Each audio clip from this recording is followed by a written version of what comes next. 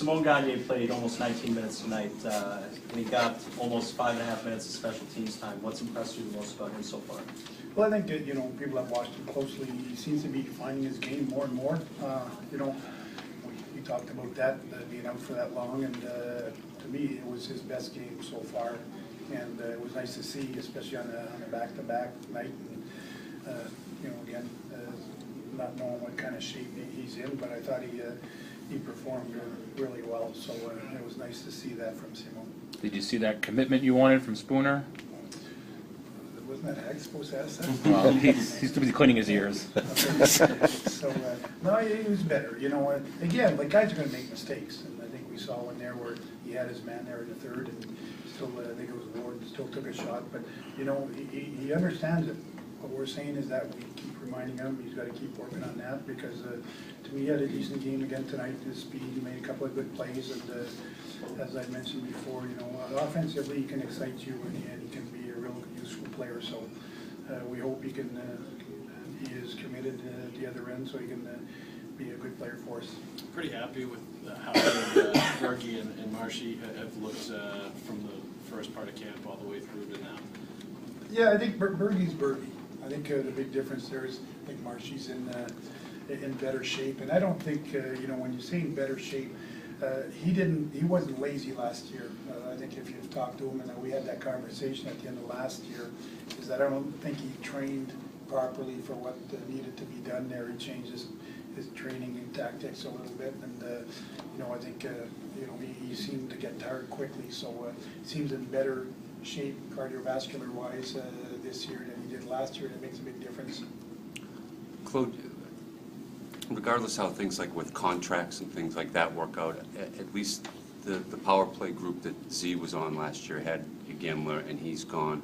Are you guys, and the coach too, are you guys still committed though to Z up front if you can work it? Or well, you look at tonight, he scores the winning goal.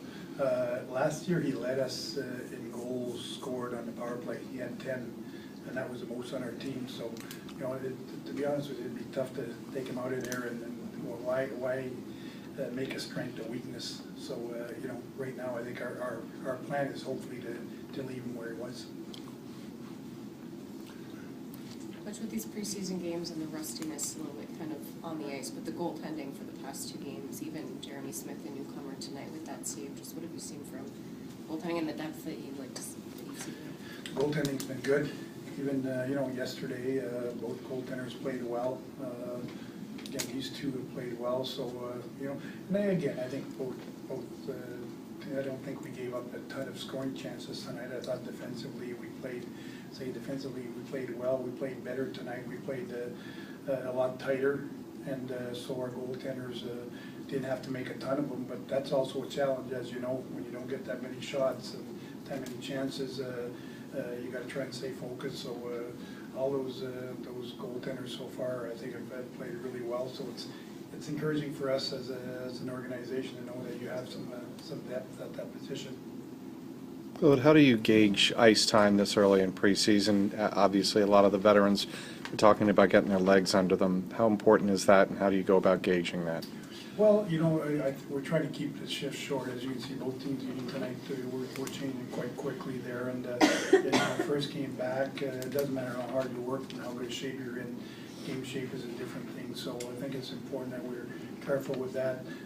If the minutes are, when I say high for certain players, some of them have a lot to prove if they want to stay, and we have to have a good look at those guys. So some of them get a little bit more ice time. You saw Simon for that case, and I thought Billy Leno, we gave him some power play time as well, where he excels. And so some of those young guys, you put them in positions to try and prove or show that they belong or they can do the job. So it's just making sure that we don't overutilize certain players, and we try and do that. But again, sometimes those things are easier said than done.